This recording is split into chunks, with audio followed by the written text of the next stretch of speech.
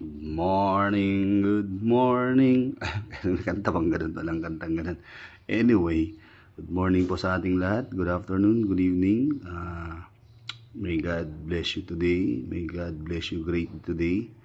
May God bless you greatly today po, mga kaibigan, mga kapatid, mga katisis, kapacham, iyong lahat na. Sana po ay nasa mabuti kayong kalagayan, and may you enthrone God this day more than any other things. Yan. Before we grab our phone daw po, grab your Bibles. Yun. Or before you talk to anybody else, talk with God. Yan. Say, thank you, Lord. Thank you, Lord, for saving my soul.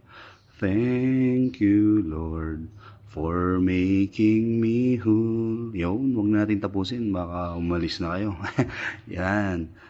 Kasi marami tayong kailangang ipagpasalamat sa Diyos, di po ba? Bakit? Salamat, buhay na naman tayo. Ang daming pwedeng mangyari magmula kagabi nung natulog tayo hanggang sa pagising natin. So, ang Diyos po, binantayan niya tayo.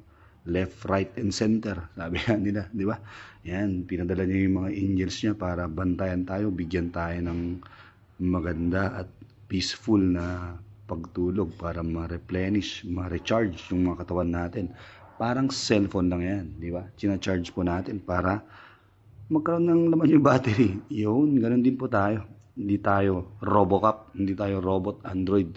Napapagod po yung katawan natin. Jesus Christ nga, napagod eh. Di ba? Merong time na sabi niya, pagod ako magsalita. Yun. Ikaw ba naman magturo, maglakad, magturo maghapon? Nakakapagod talaga. Bakit napagod? Napapagod ba ang Diyos? May ganong nagsasabi. Kaya na po natin yung mga yun.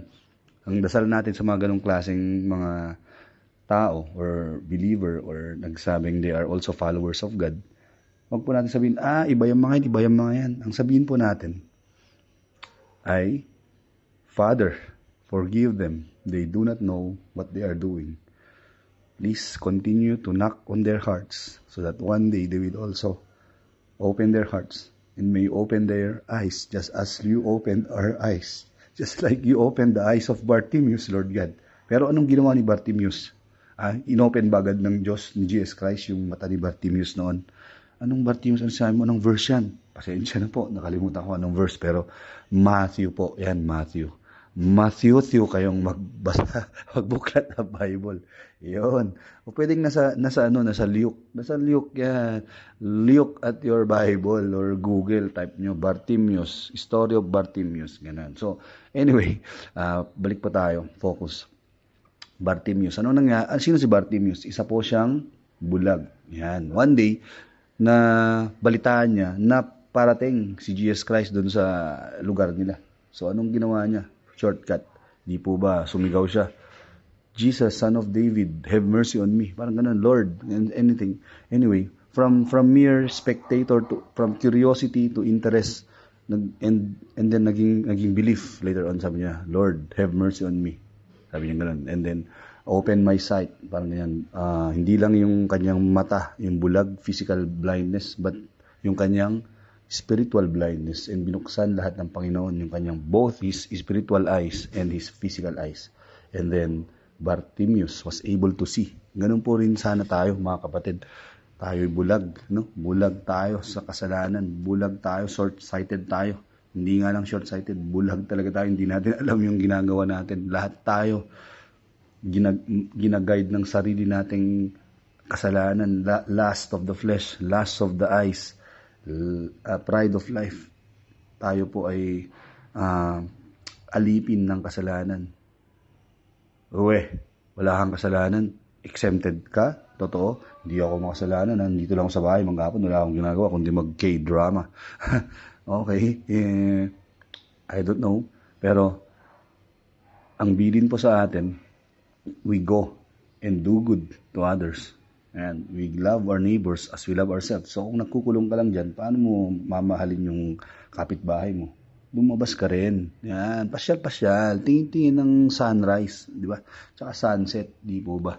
Yun. Tapos gumawa ka ng kabutihan sa iyong kapwa. Hindi naman kailangan malaking kabutihan. Ibenta mo yung bahay mo, yung kotse mo, or cellphone, or sapatos para itulong sa mga lahat ng pulubi. No, it's as simple as pray for other people.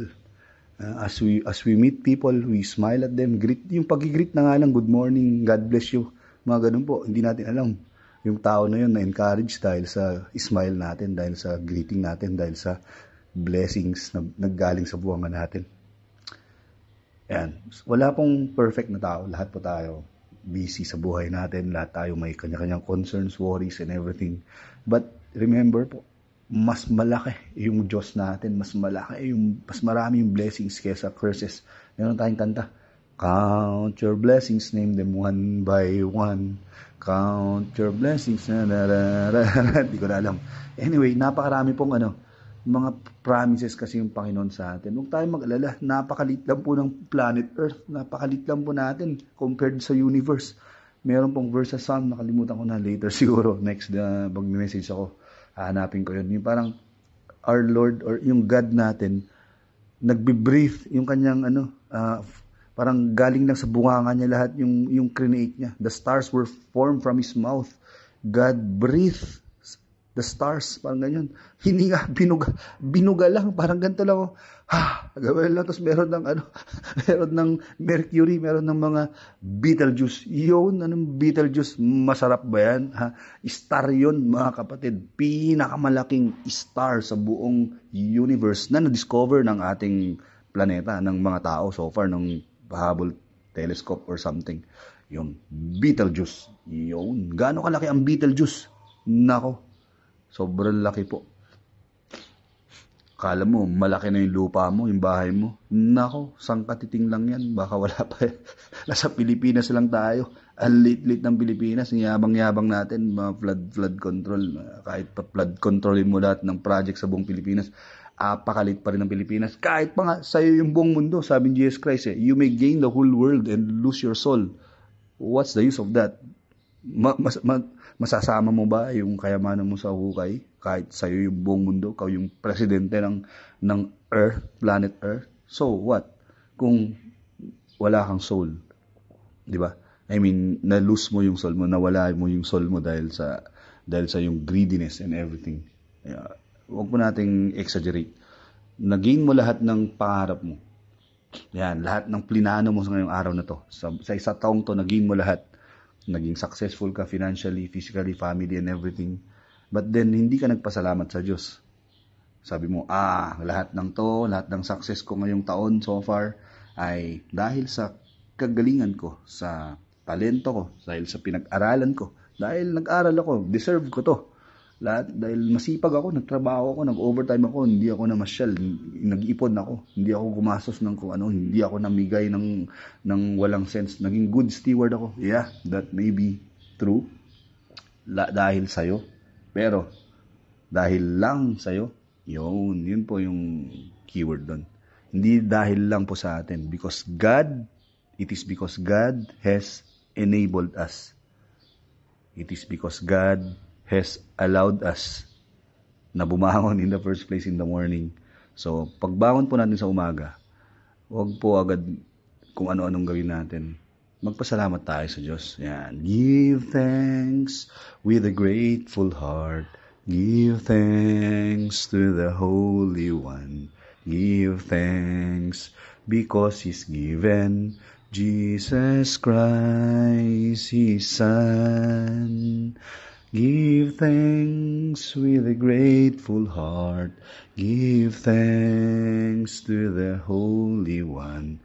Give thanks because He's given Jesus Christ, His Son.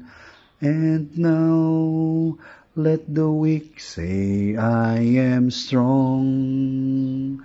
Let the poor say, I am rich, because of what the Lord has done for us. Give thanks. Yan po. May we live each day. This day. Hindi natin alam kung buhay pa tayo bukas eh. Knock on wood kung naniniwala kayo sa ganun. No, maganap po kayo. Anyway, we give thanks to the Lord every day. That's why yung prayer ni Jesus Christ, Our Father, who art in heaven, give us this day our daily bread.